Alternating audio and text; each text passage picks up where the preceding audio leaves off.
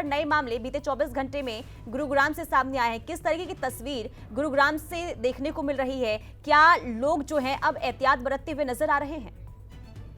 जी बिल्कुल, देखिए अगर हम पूरे प्रदेश भर के साथ साथ देश भर की बात करते हैं तो कई राज्यों के साथ साथ कई बड़े शहरों में कोरोना के मामले तेजी के साथ बढ़ रहे हैं। तो वहीं अगर गुरुग्राम की बात करें और पिछले 5 दिनों की बात करें तो लगातार जो ये आंकड़े हैं उनमें तेजी के साथ बढ़ोतरी हो रही है। पिछले 24 घंटे में 71 मामले आए, उससे पहले दिन जो है 75 और उससे पहले दिन भी 75, यानी कुल मिलाकर बात करें तो अब पिछले 5 दिनों में गुरुग्राम में 299 एक्टिव केसों की संख्या पहुंच गई है और इनमें से 7 लोग ऐसे हैं जो हॉस्पिटल में रहकर इलाज उनका जो है कोरोना का हो रहा है। तो वही बाकी तमाम लोगों के लिए राहत की खबर यह है कि वो अपने घर रहकर ही कोरोना का इलाज कर रहे हैं। लेकिन जिस हिसाब से तेजी के साथ लगातार इस कोरोना के आंकड़े बढ़ रहे हैं, मामले बढ़ रहे हैं, उससे न केवल जिला प्रशासन बल्कि हेल्थ विभाग की भी चिंता, टेंशन और परेशानी एक बार फिर बढ़ गई है। और इसी को देखते हुए लगातार जो हेल्थ विभाग है वो कई तरह की एडवाइजरी जारी कर रहा है और इस एडवाइजरी में लगातार लोगों से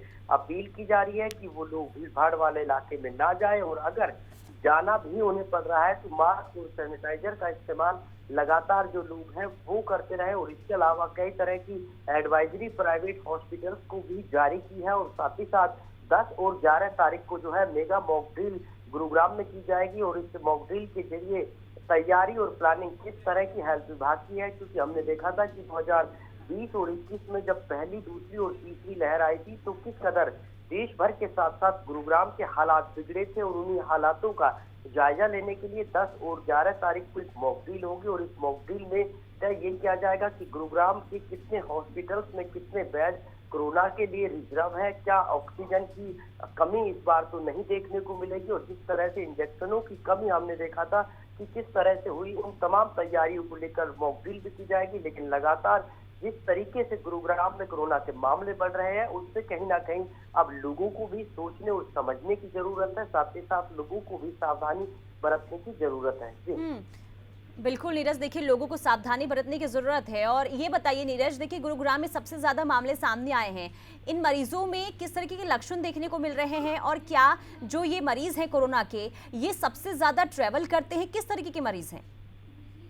जी देखिए, जिस हिसाब से लगातार मामले बढ़ रहे हैं उसमें हेल्थ विभाग की यही कोशिश थी कि ज्यादा से ज्यादा लोगों की टेस्टिंग हो और खासकर जो लोग विदेश यात्रा करके आ रहे हैं उन पर ज्यादा फोकस हेल्थ विभाग का है और साथ ही साथ वैक्सीनेशन पर भी जोर देने की बात जो लगातार हेल्थ विभाग कर रहा है और बूस्टर डोज ज्यादा से ज्यादा लोग लगवाए। लेकिन जिस हिसाब से लगातार हर रोज 1000 से ज्यादा लोगों की टेस्टिंग हो रही है और ऐसे में जब टेस्टिंग ज्यादा होगी तो जाहिर सी बात है कि मामले भी ज्यादा ही निकल कर सामने आएंगे। और कोशिश यही है विभाग की कि तमाम पूरे गुरुग्राम के तमाम लोगों की घर घर जाकर टेस्टिंग हो ताकि एक बार फिर से जो कोरोना के मामले आ रहे हैं उन पर रोक लगाई जा सके, उन पर जो है कंट्रोल पाया जा सके। और ये जो आंकड़े बढ़ रहे हैं तेजी के साथ, क्योंकि अगर हम जो है आज की पॉजिटिव रेट की बात करें तो 4.36% है और ऐसे में ये पॉजिटिव रेट लगातार बढ़ता जा रहा है और इससे हेल्थ विभाग की टेंशन बढ़ी हुई है। और इन जो अब तक कोरोना पॉजिटिव लोग आए हैं इनकी हिस्ट्री भी